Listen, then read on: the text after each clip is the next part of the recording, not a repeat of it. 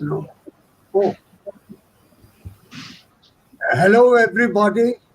Welcome to the India International Center organized webinar on Sri Lanka after the elections, the parliamentary elections on 5th of August.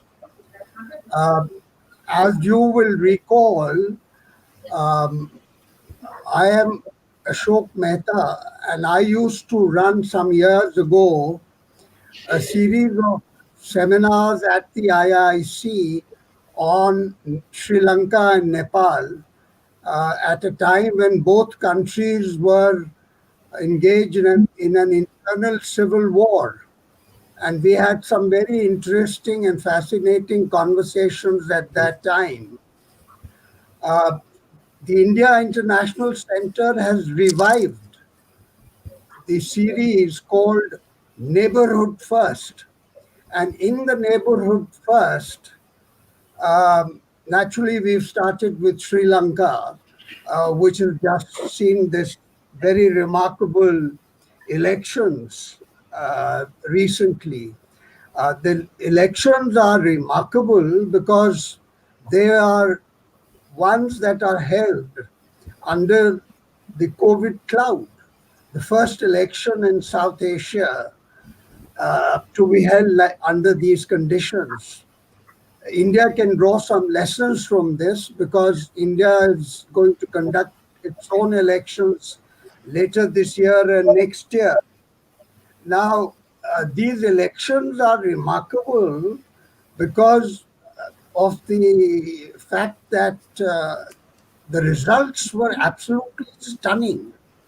Nobody expected a close to two-third majority for a brand new party, the Sri Lanka People's Party.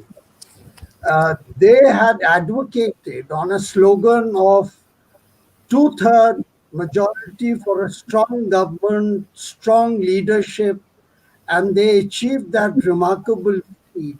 And in doing so, they have completely erased the two old parties, one their own, the Sri Lanka Freedom Party, has not won a single seat, one on the nominated list, and the UNP similarly has been wiped out.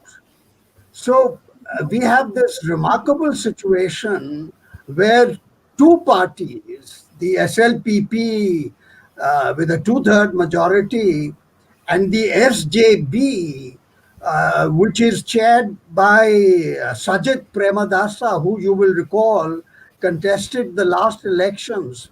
He is the son of the late Ranasinghe Premadasa, and he now forms the main opposition now. The TNA has also been whittled down from its figure of 16 to 10. So you can see this clean sweep for the Sri Lanka People's Party.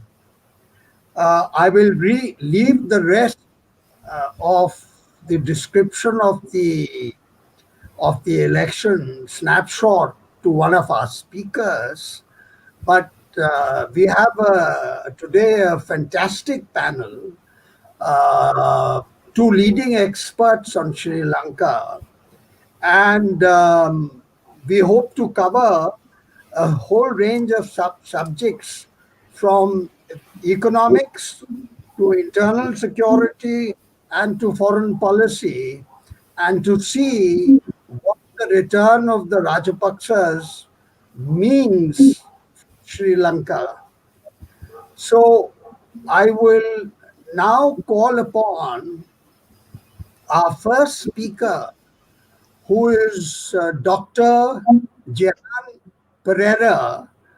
Dr. Perera is the chairman of the National Peace Council of Sri Lanka, a prolific writer, a seasoned commentator, and somebody who knows Sri Lanka inside out. He's a personal friend, and I've learned a great deal from him and his expertise on Sri Lanka.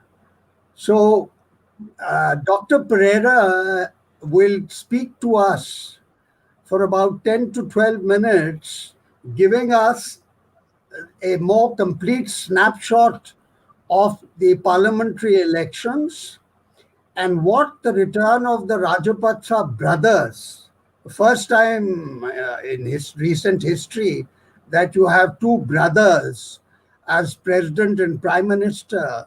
In Poland, you had the Czajkowski twins in 2002 as president and prime minister. Well, that rare feat has been repeated in Sri Lanka. So, what does the return of these two brothers mean for Sri Lanka, for the region, and internationally? Jehan, over to you. Thank you, Ashok. I'm very happy to be here and to be addressing you and speaking a few words. As you rightly pointed out, the election result was a tremendous victory for the Rajapaksa brothers, for the new political party that they formed. They got a 2/3 majority, which is quite unprecedented, especially because we have a proportional system of representation. So it was believed that this is an impossible target to reach. 2/3 is impossible. That any government that wanted to, for instance, change the constitution would have to work in partnership with other political parties because the 2/3 majority was out of the question. But they have achieved it, and in doing so, they obtained close to 60% of the popular vote, which is also a fantastic achievement to get such a massive majority of people backing them. Viewed in a positive sense, what this means is that the Sri Lankan people wanted a strong government, wanted a strong and cohesive government. And that is partly because of the experience of the last 5 years, where we had a government, a coalition government, where the president and prime minister came from two different parties and could not agree with each other after some time. They started fighting, bickering among themselves, which finally led to a very weak government, a weakened security system, which paved the way for the Easter bombing. And the Easter bombing, in a way, epitomized the weakness of that government because there were repeated warnings, intelligence warnings, many of them coming from India. The Indian authorities repeatedly warning our government that this attack was imminent, but somehow no one acting, no one taking responsibility. So this election took place in that context, a context of a weak government, a record of a weak government, unable to agree, prime minister, president fighting. So here was a vote now for cohesive government, where the president already had been elected in November last year in 2019, and now the prime minister was going to be elected. And by electing this new government, we have a president and prime minister who are actually from the same family. So you can imagine that there will be a same political grouping and same family. So there will be unity and cohesiveness. Secondly, the Rajapaksa track record has been a good one in terms of asserting Sri Lanka's national security and sovereignty. This is a government that defeated in 2009. It defeated the LTT, something that was, again, deemed to be impossible, just as much as getting a 2/3 majority was deemed to be impossible in a proportional system. Defeating the LTT was deemed to be impossible at that time, but they succeeded in doing it, albeit at a heavy cost in terms of lives and human rights violations, etc. But they did it. And people feel that that was the greatest turnaround that this country has had in the last 3 or 4 decades. Then again, in the last few months, we have seen the way Sri Lanka dealt with the COVID crisis, the COVID virus. And when we compare how Sri Lanka dealt with it a strict lockdown, curfew. In Colombo, there was curfew, continuous curfew for 2-3 weeks. I think about 3 weeks, we had continuous curfew in the country. If only a strong government could have implemented such a curfew, a 24-hour curfew, which led to a lot of hardship. But today, people are very thankful that that was done. And at the moment, it's like incredible. Sri Lanka doesn't seem, is acting as if there is no COVID. We are very concerned about it because I'm sure that that virus suddenly strikes. It is struck in New Zealand, which also saw itself as COVID-free. But today, Sri Lanka is functioning as if there were no COVID. We are moving around, the buses are crowded, the trains, people are going to restaurants, they're going to hotels, it's going to work. So this also is credited to this government. But of course, viewed in a negative sense. I mean, there are also other negative reasons why this government scored so well. One was, of course, as I said, the weak government of the previous 5 years, but also the weak opposition. The main opposition party divided, could not agree. And as a result, today, in a sense, we don't think, even though the opposition party, the main opposition party, has 53 seats in parliament as against the 151 of the ruling party. 53 is also a fairly large number in the 225 seat parliament, but in a way it is not seen as a viable alternative to the government. So we only have this government now. Because the opposition weak and doesn't seem to have at the moment a cohesive policy. So now the challenge will come in the days ahead. We have to see how it works out. But at the initial signs from this government have been quite positive. For instance, unlike in the past when our governments had large cabinets, this government of about 50 ministers, cabinet ministers, this government under the President Gotabaya, they have said it will be under 30. They will restrict the number of cabinet ministers. Maybe it's still large in comparison to India, but for us it's a modest amount, 30. The national list of MPs. In the past, our governments, our ruling parties often appointed defeated politicians, but here they didn't do that. They have appointed a number of professionals on the national list. Another very positive feature is the appointment of a Muslim, a lawyer, a competent lawyer as Minister of Justice. And this is particularly significant because during the elections were conducted on nationalist platforms, Sinhala nationalist platform, which made the minorities, the ethnic and religious minority, the Tamils and Muslims, feel very apprehensive about the future. But having won the election, now the government seems to be reaching out to the ethnic and religious minorities and appointing Ali Sabri as Minister of Justice, I think is a very powerful message that the government intends to try and include everyone in its plans for the future.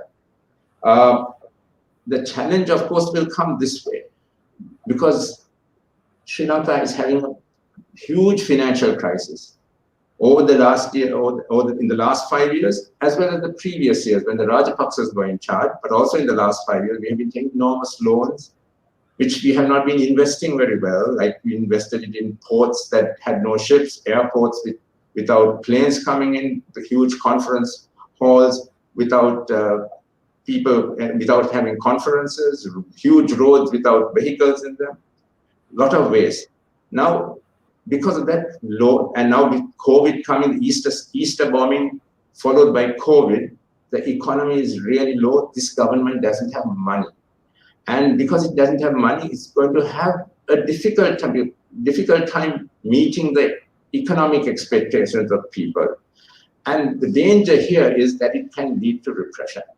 And there are those that now I view this government, I want to give this government a chance. And I'm before sort of trying to find fault with it. But there are people who are very apprehensive about what is to come, because we have seen in the last 6 months with the election of the new president a certain erosion in the rule of law.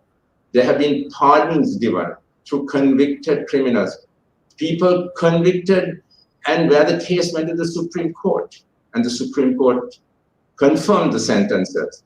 Those persons have been pardoned. There has been a certain impunity, arrests of lawyers. A very prominent Muslim lawyer has been arrested.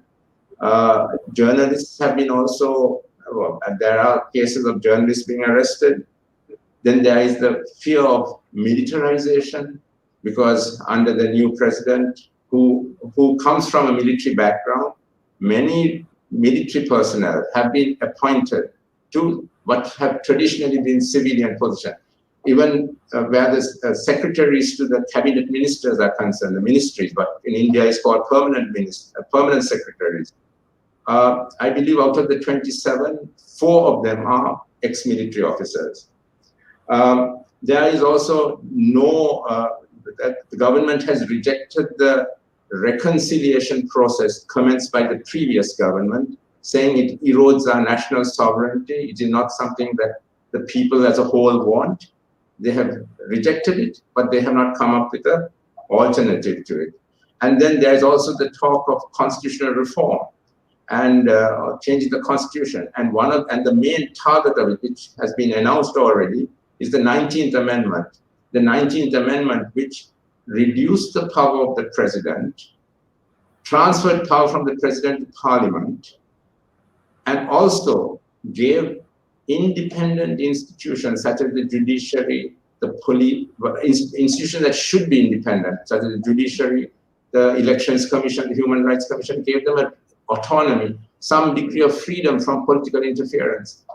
This amendment is being targeted, and the government has announced that it wants to do away with the amendment. But of course, they say that they want the independent institutions like the police and or what should be independent, police, the judiciary, Elections Commission, they will make them even more independent. We hope that will be the case, but the problem is that because they have a 2/3 majority, they don't need the support of the other political parties, and therefore they can do what they want.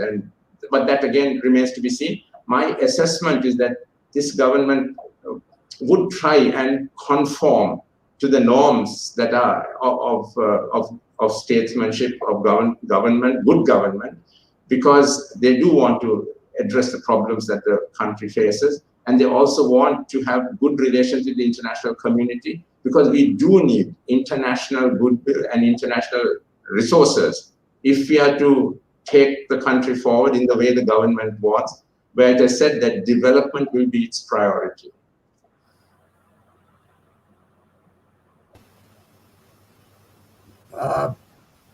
Thank you, Jehan, for that very effective beginning and encapsulation of the elections in Sri Lanka, both the expectations, the achievements, and the fears, and the economic problems that challenge the new cabinet of the Rajapaksas.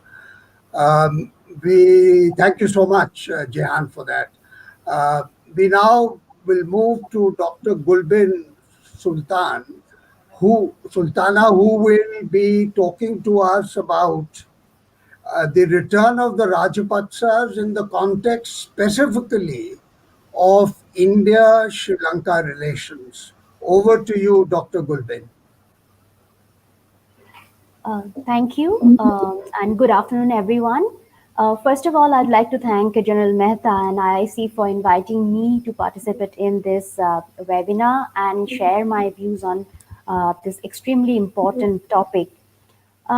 India has always kept close watch on developments in Sri Lanka, and I think this year's outcome of this year's parliamentary elections, which was held on August 5th, is of special interest for the policymakers, for the analysts and the commentators.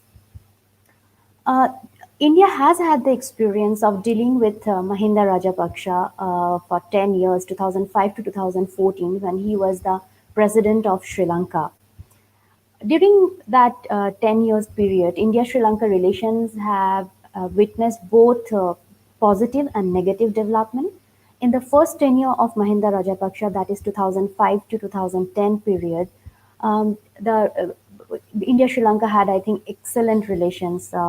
There was a mutual understanding between the two countries in each other's political and security needs. And there was they set up a communication channel to immediately resolve in case there is any issues between the two countries. But in the post 2010 period, particularly, I mean, in Mahinda Rajapaksa's second tenure, there's a significant decline in India-Sri Lanka relations. I mean, there are point of times when actually, from Indian perspective, it was felt that Mahinda Rajapaksa was trying to ignore India's security concerns, security sensitivities. There are occasions when Mahinda Rajapaksa actually threatened to unilaterally withdraw from some of the signed agreements. And there was a comprehensive economic partnership agreement which reached its final stage. The two countries were supposed to sign, but then at the last moment, Mahinda Rajapaksa refused to sign that agreement. Basically, in his second tenure, we see that there were no convergence. I mean, the two countries didn't see much convergence. Uh, I think Mahinda Rajapaksa uh, tried to maneuver his policy towards India to achieve his political goal, political vision for the country. And that is why in the first tenure, 2005 to 2010, we saw a good relation, because during that time, if you remember, the war was going on, war against the LTT was going on. And it was realized by the Rajapakshas that in case if they want to finish the war and defeat the LTT, it is important that they keep India on board. And that is the reason I think all efforts were made to maintain a very good relations with India. But in the post-war period, in his second tenure, 2010, I think Mahinda Rajapaksa started feeling uncomfortable with India's approach to the Sri Lankan Tamil question. India was kind of urging Sri Lanka to have a political reconciliation for the Tamil population to address their grievances. I think Mahinda Rajapaksa was not very comfortable the way India was dealing with the minority issues in Sri Lanka. At the strategic level, also, I think the two countries didn't see much convergence. So that is why we saw two different kind of approach during Mahinda Rajapaksa's two tenure. So naturally, the question comes: how will the India-Sri Lanka relation pan out in the next 5 years? Now, I think the situation, if we compare now the circumstances for both the countries, both India and and Sri Lanka, the situation is much different from 2010 to 2014 period and now. Um, uh, so I would like to talk about India-Sri Lanka relations in the next 5 years. So basically, broadly, I'll talk about the political relations, security and defense cooperation, cultural relation, and economic relations. So, in my understanding, in the next 5 years, in the political arena, there will be high level of engagement between the two countries. There will be high level visits from particularly from Sri Lankan side. An attempt will be made to have political understanding with India.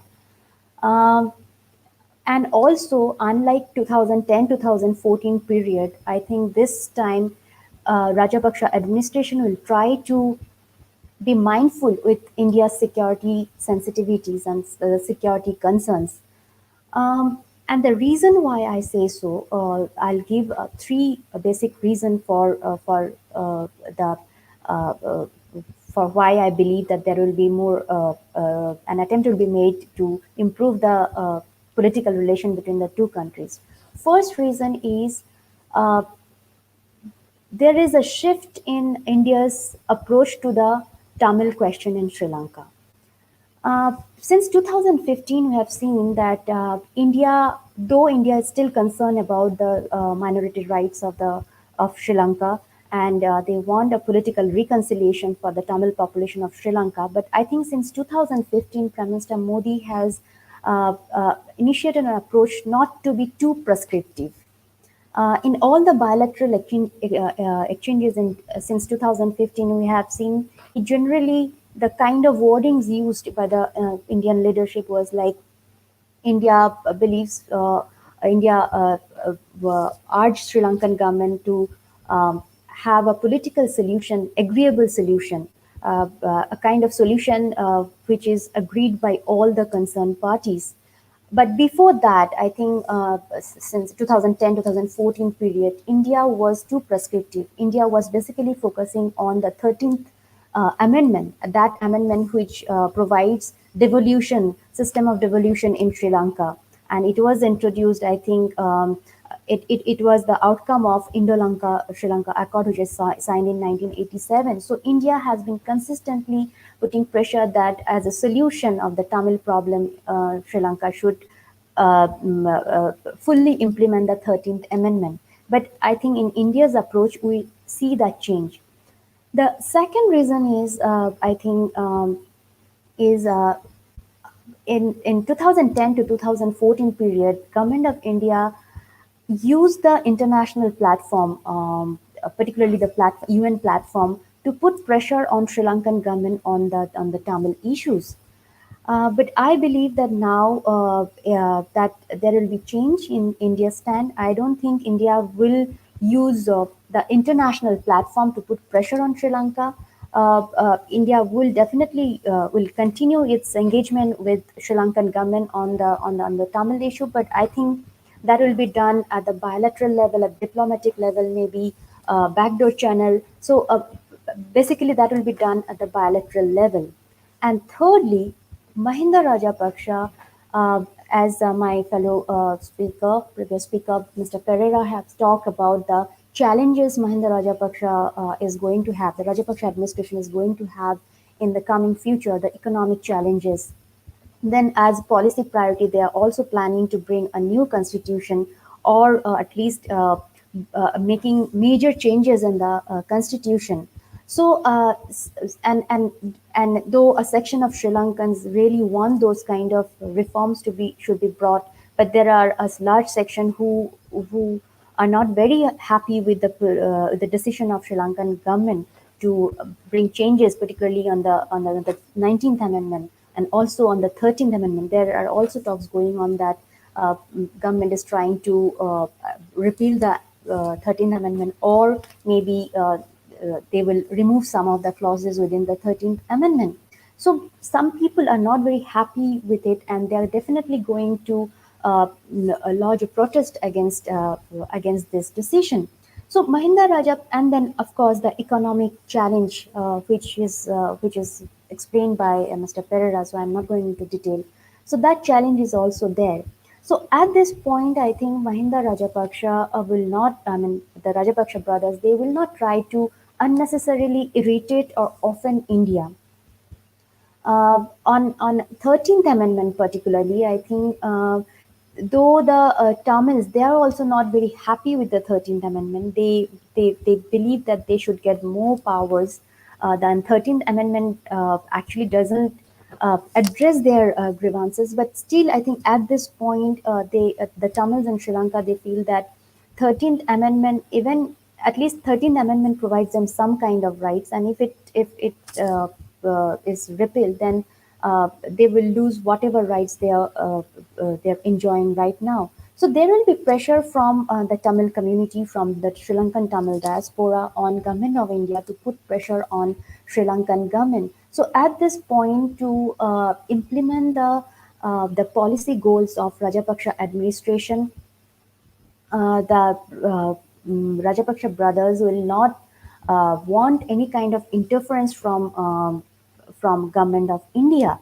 Though the constitutional change or amendment, these are internal matters, but I think from Sri Lankan side, from Sri Lankan government side, they will try to have some kind of understanding with government of India. At least there will be some kind of consultation. So I believe that in the political level there will be a high level of engagement, high level of bilateral visits.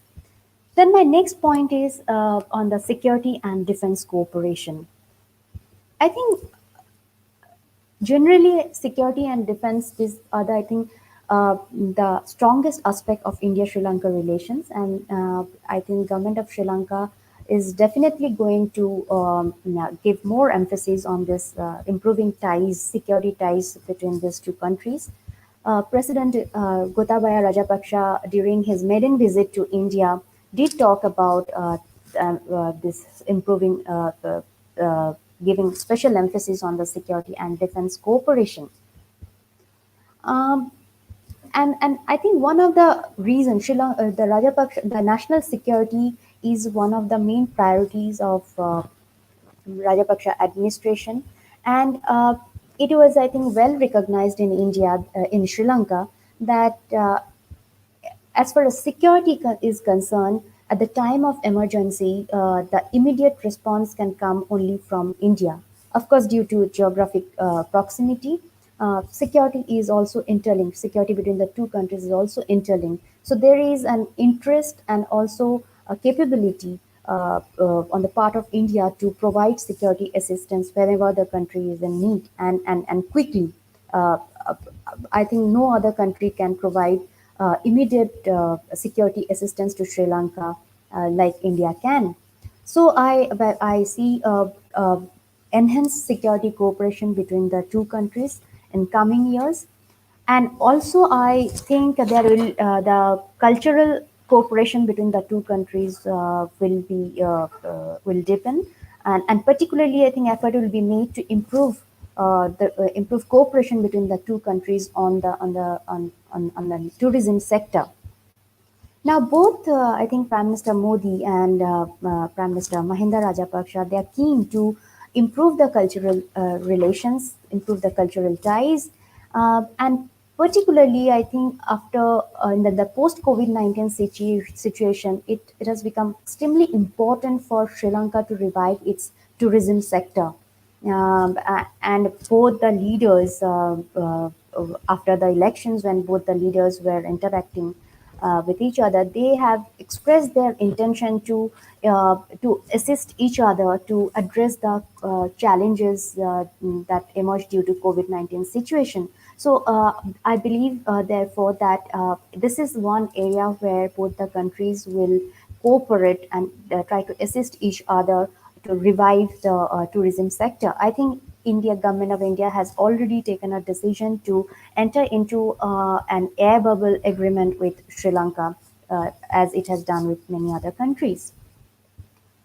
Now, I'll come to my, I think, last point, that is economic cooperation.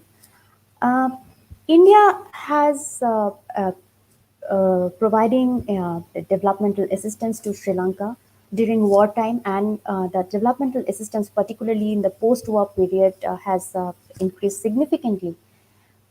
And even after the COVID-19 situation, we have seen that India is trying to provide assistance as much as possible.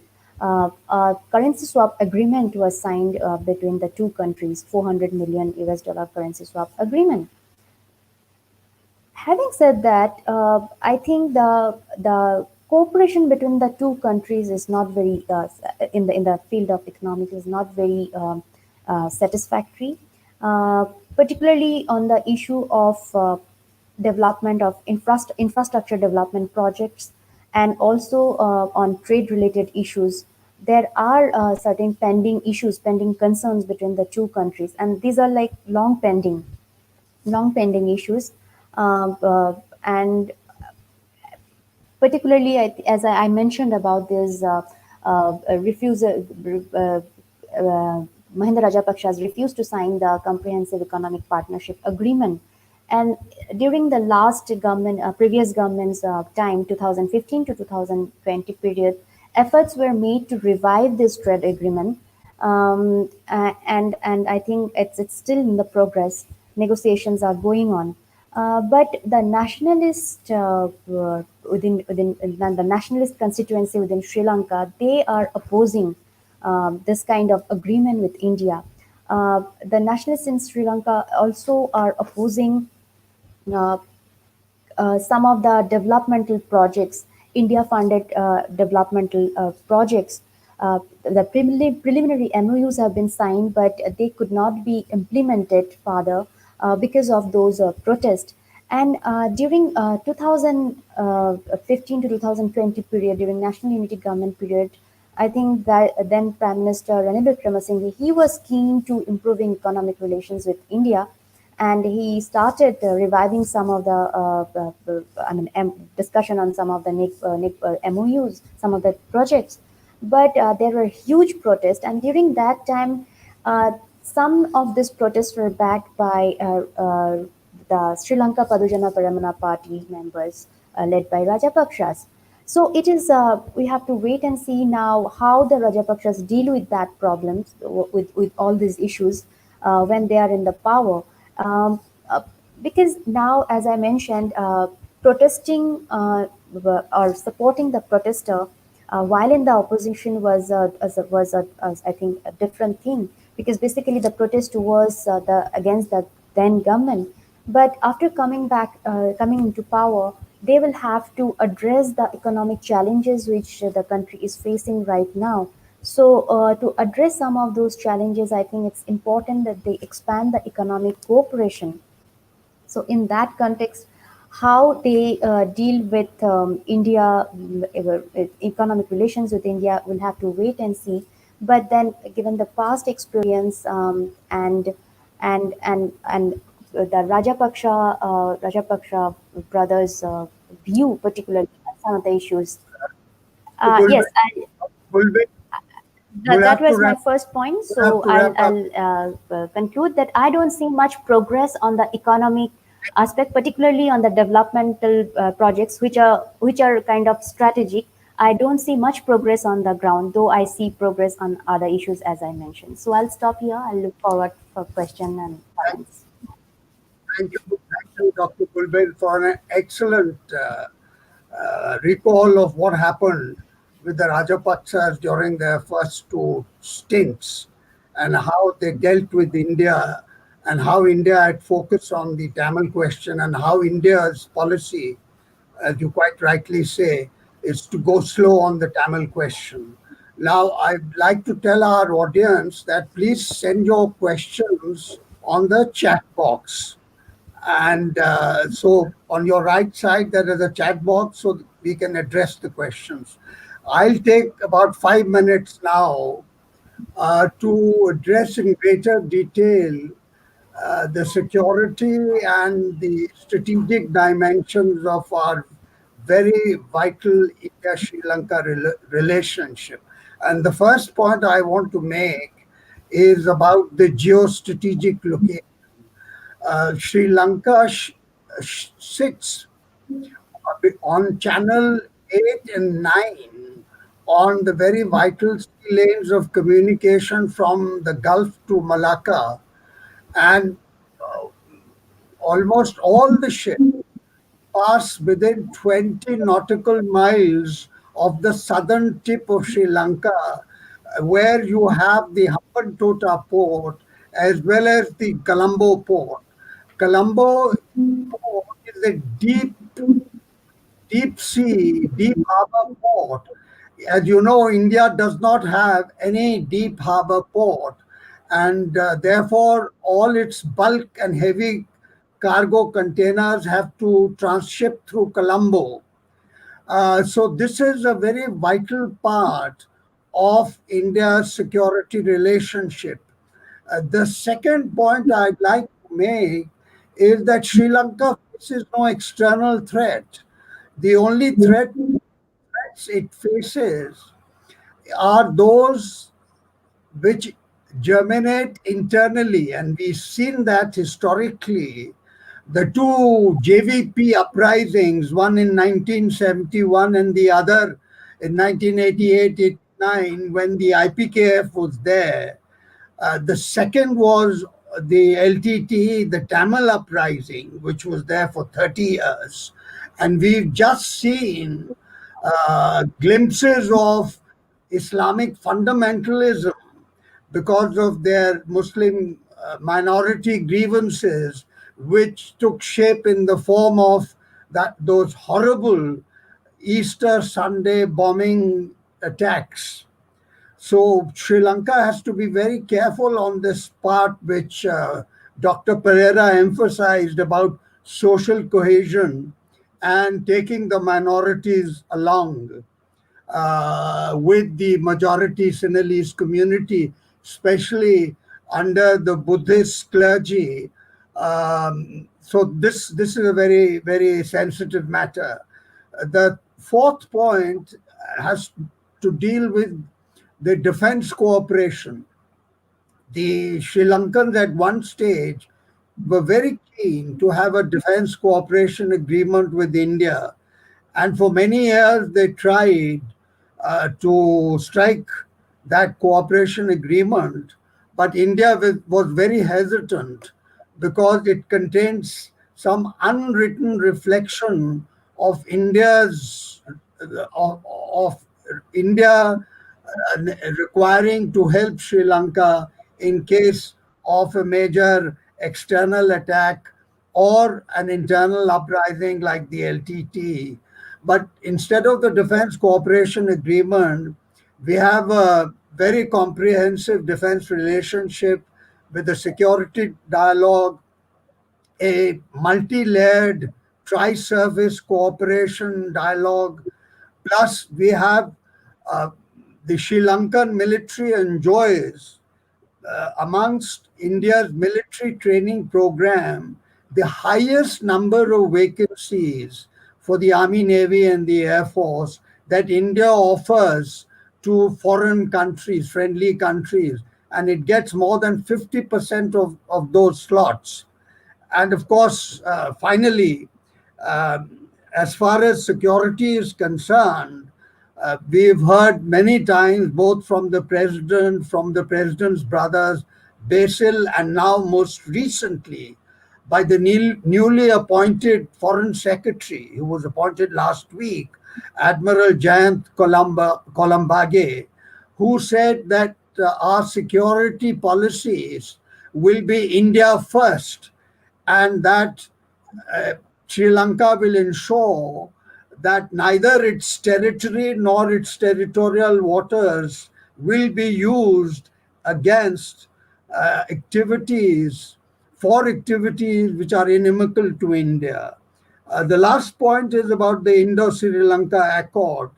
That accord is a very interesting accord, and which embargoes the use of certain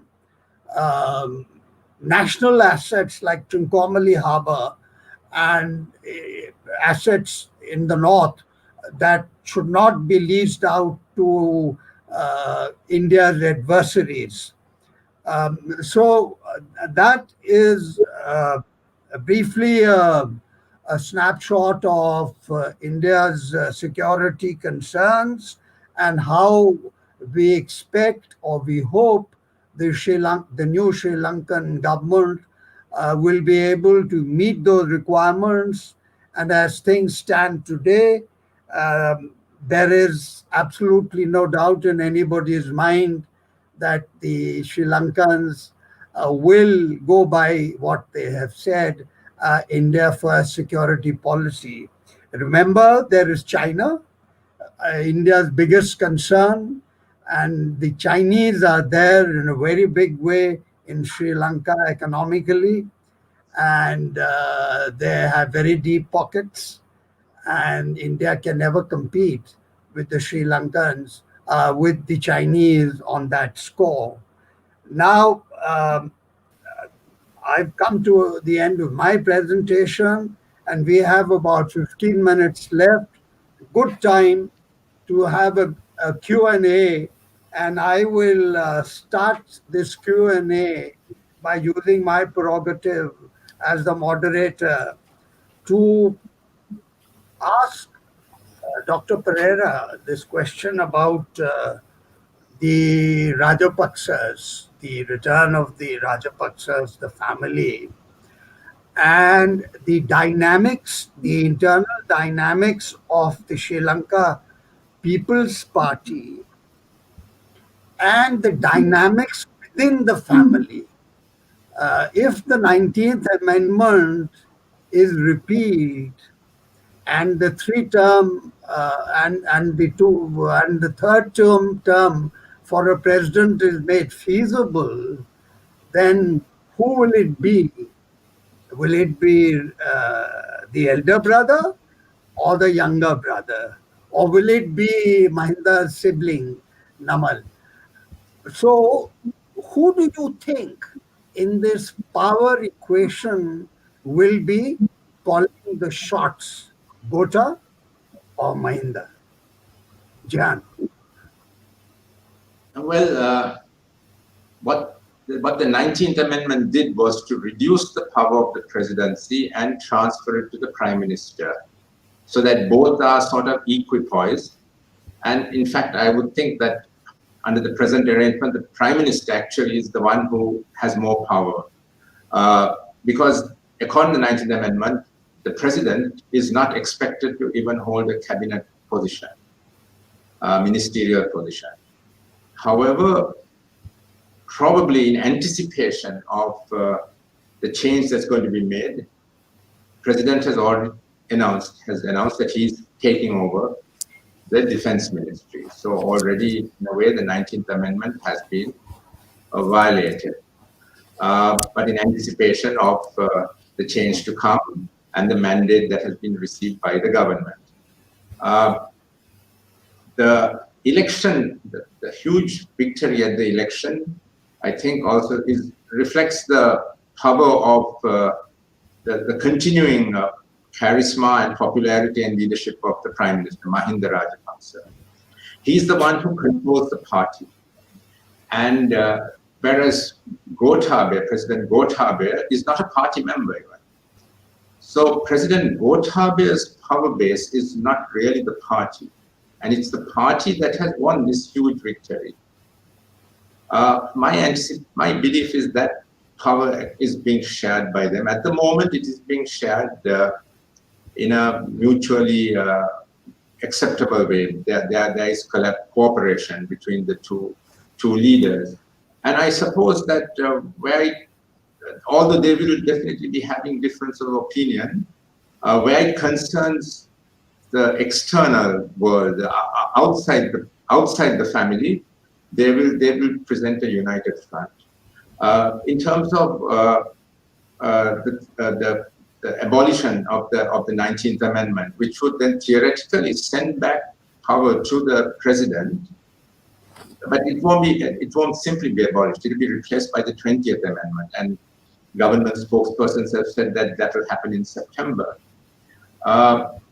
They've also said that two clauses will not change in the 19th Amendment. One is the 5-year term. Originally, the presidency had 6 years, and the 19th Amendment made it 5 years.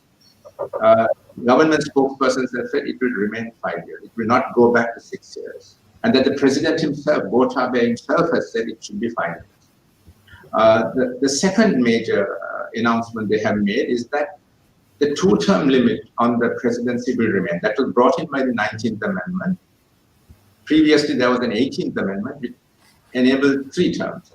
But the 19th Amendment made it 2 terms. And government spokespersons have said that the 2 terms will also remain.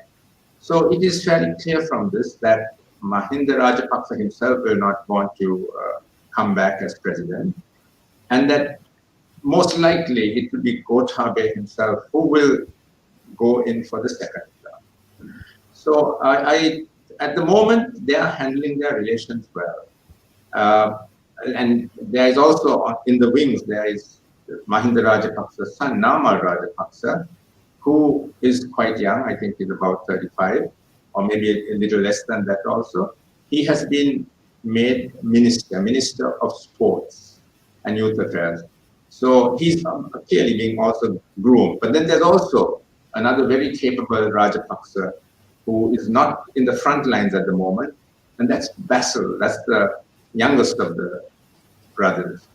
Basil Rajapaksa, who is said to be and believed to be the architect of this great victory, because he's the one who built up the SLP, the new party, which has been in existence only a few years, 2 or 3 years. He's the one who built it up.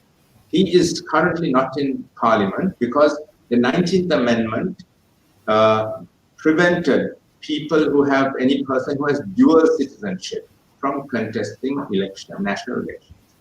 And Basil Rajapaksa is a US citizen. Gotabaya Rajapaksa too was a US citizen, but he renounced his US citizenship to contest the presidency. Basil Rajapaksa has not done that yet. But now I'm sure that the 19th Amendment, when it is abolished and the new 20th Amendment is brought in, Basil too will may come into parliament, but he will become a living political actor who can assume office in the future. So there's a lineup of Rajapaksas in the waiting. They're all talented. They all have their great strengths. Gotabaya, a decision maker, very stern, somewhat ascetic. Mahinda, kind of beloved of the people, able to reach the masses of the people, whose ethos resonates with the people, that of the people.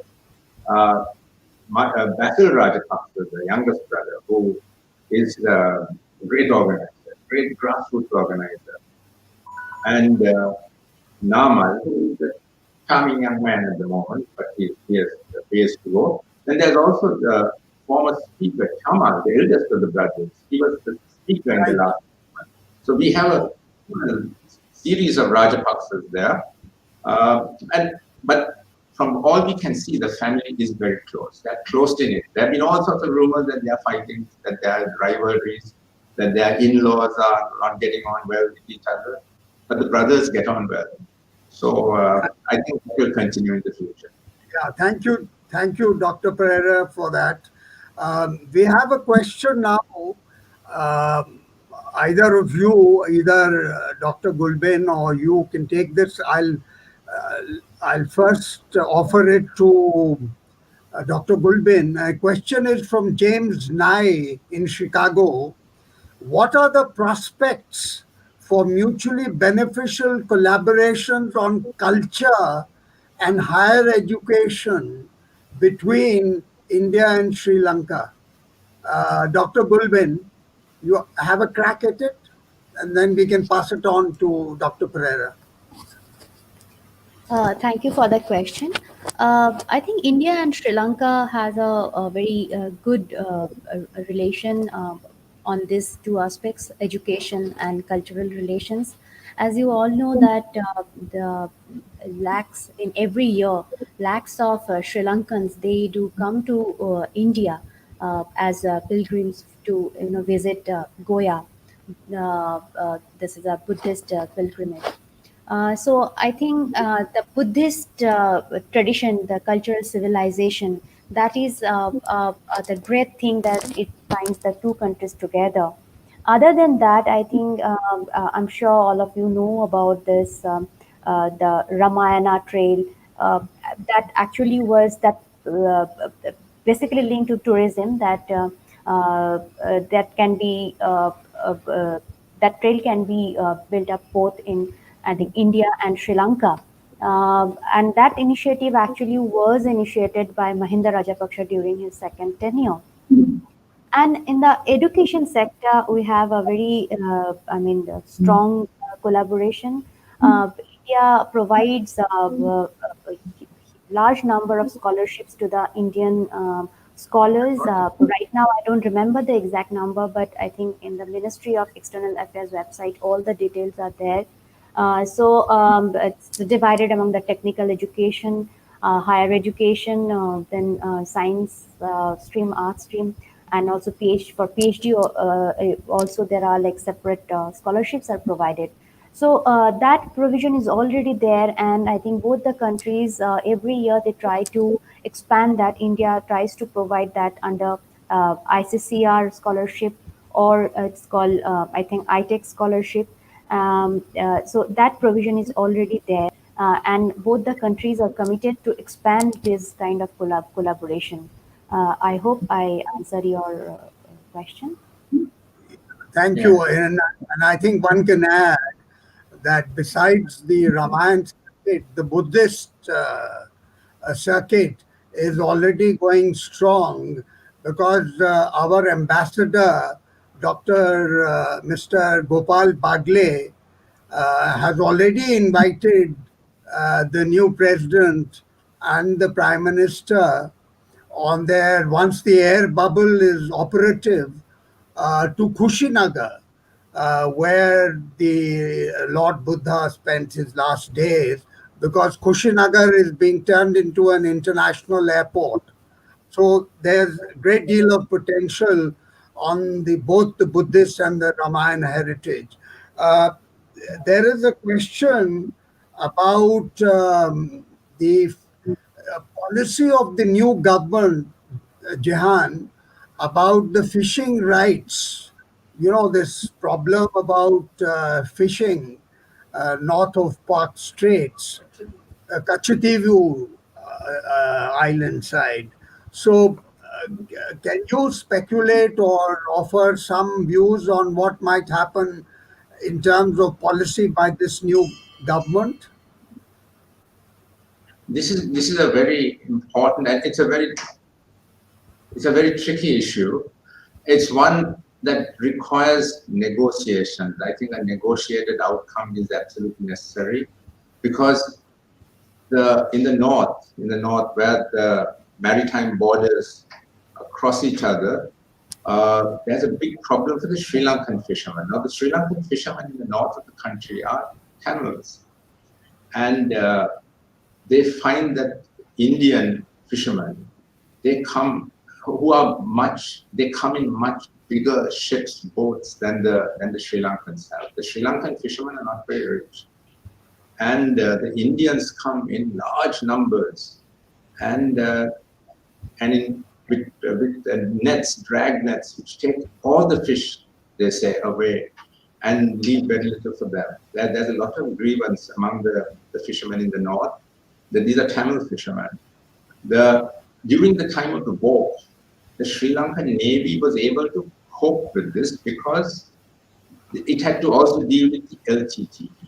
Because the LTT also was engaging in smuggling at that time, of arms smuggling. So the Sri Lankans at that time, they had the justification that it's a war. They could use weapons, they could shoot if necessary. They could frighten the Indian fishermen. Now there is no war, no LTT. The Sri Lankan, this is what I heard from when I went to the north. The Sri Lankan Navy boats are also small compared to the big Indian trawlers. And when a fleet of 50 trawlers comes in, the Sri Lankan Navy boats, they can't compete, because the Navy boats are also apparently light boats, fiberglass boats. So it's very hard for and now also with COVID, the Sri Lankan Navy finds it very difficult to stop the Indians coming. On that, so I think the only way that this can be dealt with is through some sort of negotiation. It has to be a negotiated outcome between the government and the Indian fishermen, with the Tamil Nadu state perhaps, and the Indian central government. But the Sri Lankan, at the moment, I think the government does not feel so much pressure, because these are Indian Tamil fishermen. These are not their voters. These are not people who vote for them. So maybe they are also able to be more, to give more than if these were Sinhala fishermen who were their voters, who were part of their electorate. But that still doesn't mean, but it still means that the question of justice for the Sri Lankan fishermen has to also be met. Thank you, Jehan. Can you briefly address also, there's a question from Bangalore by Saurabh Kumar. He wants to know what are the likely relations between Sri Lanka and Pakistan. Well, Pakistan has been seen traditionally by the Sri Lankans as a as an ally that helped them, especially during the time of the war, when India was seen as perhaps on the other side, supporting the Tamil cause. And the Pakistanis provided the weapons at short notice, even when there was embargoes from the Western countries who were critical of Sri Lanka's say the human rights violations or who were urging a negotiated settlement. Then Sri Lanka went to Pakistan, went to China, went to get the weapons they needed. And so in that sense, there was a close relationship with Pakistan. Pakistan has been assiduously wooing Sri Lanka, has been in a way a good friend to Sri Lanka in meeting Sri Lanka's needs without asking much in return. Whereas in the case of India, it has always been where national security has been concerned, it has been there has been acrimony, there has been misgiving, there has been suspicion on the Indian side too about how Sri Lanka has been getting weapons and from both China and Pakistan. That's an Indian concern, and then permitting Sri Lankan the seas and the ports to be used by China. So there is tension there. Pakistan has been seen as a counter to Indian pressure. Jehan, there is still one more question for you, and this is from Jitesh Khosla from Delhi, and he is asking basically about China's lending for various projects in Sri Lanka has the potential for seriously undermining Sri Lanka's financial stability. We have the case of Hambantota. So do you think this government, which has been talking about protection of national assets, will there be any change in its policy of accepting loans and FDI and investments from China? Yeah, I think that there's a lot of concern in Sri Lanka. This issue is being discussed a lot in Sri Lanka, and the president has also said recently. The new president Gotabaya has said that we don't want loans; we need investments, because what has happened is that China has given us loans for projects which are not yielding good economic returns, such as the port in Hambantota, where we expected a lot of ships to come, but no ships came. We built an airport in Hambantota, expecting planes to come, no planes came. We built a conference hall in Hambantota, expecting a lot of people to come for the conference. No people came. So, and then these loans have to be repaid. We can't repay them. Then China took control of our port. So that has been a lesson that we have learned. The problem is that China is, Chinese assistance is attractive to our politicians, to our government leaders, because I don't think China imposes the type of conditions, restrictions, doesn't make sure that we can repay in the same way that, say, loans from the World Bank come. When the World Bank gives us loans, they want to know that we will repay it. When China gives us loans, I don't think that same degree of scrutiny is there. And secondly, the belief is that Chinese aid also comes with commissions, and that also is attractive to the politicians of all parties. So, but there is this concern now. There is this great concern that Chinese money has to be repaid. And therefore, we have to be careful in taking loans, otherwise we will lose our national assets. Dr. Gulbin, would you like to try this question about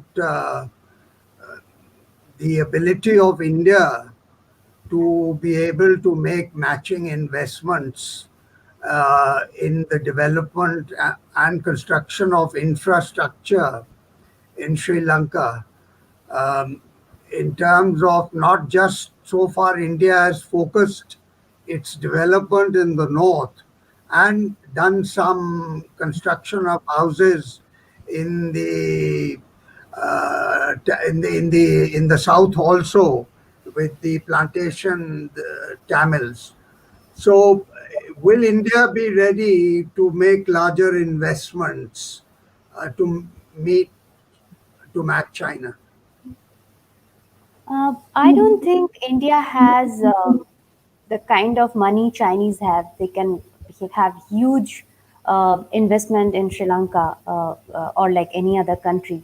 I mean, India is not. When I said in my presentation that there are issues on the delay in the India-funded development projects, I think here India is not trying to compete with China, but then, as per its own capability, whatever India can do, India has in the past, India had expressed its intention to invest in some of the projects. But I think after signing the preliminary MOU for political reason, and sometimes for genuine reason, and sometimes some unsubstantiated reason, those were not being approved from Sri Lankan side. So I think here India is, I mean, if you compare with China, of course we don't have, India doesn't have that much resource or like the kind of the in the short period the way China can deliver. India's delivery is again delivering the that is a main problem, I think, as far as India's developmental project is concerned. But other than that, I think India can invest in some of the projects which are which Sri Lanka requires. Like for example, 50,000 houses, as you have the as you already mentioned, that 50,000 houses there India is constructing in the northern province, also in the central province. Then India has also in the past set up the railway lines and all. Uh, then there are several areas where India can invest, India can develop the infrastructure projects. I mean, at this point, we should not compete with China, but as per India's own capability and Right. capacity, India should. Thank you. I think we will wrap up this webinar, and I'll give a minute to each of the two speakers to make their concluding statement. Dr. Perera, you start.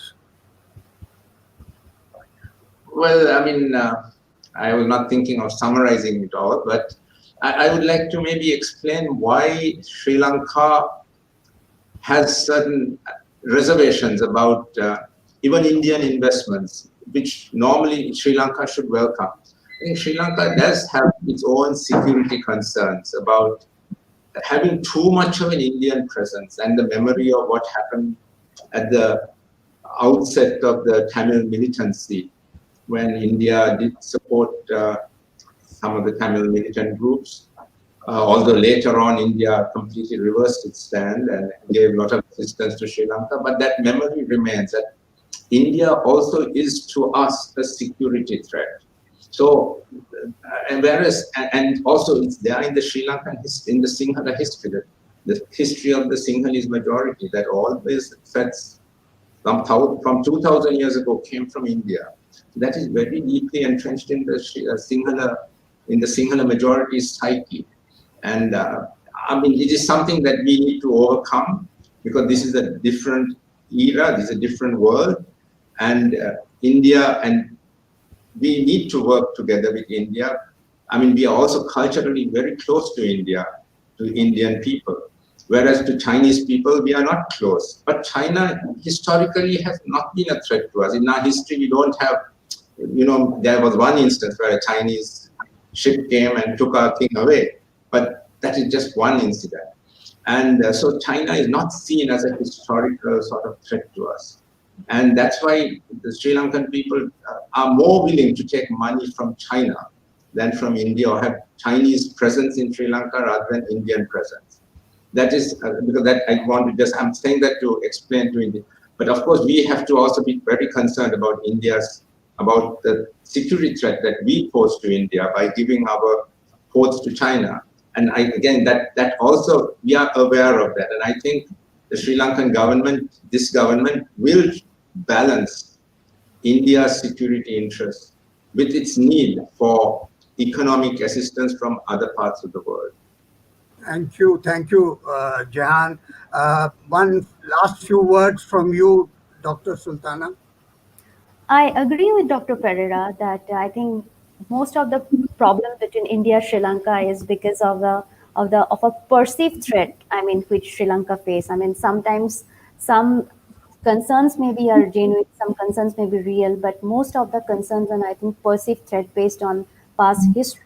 Uh, on I think it's a time both the countries, both the government should realize that it's important for both the countries to cooperate and collaborate on several several aspects for each other's growth and development.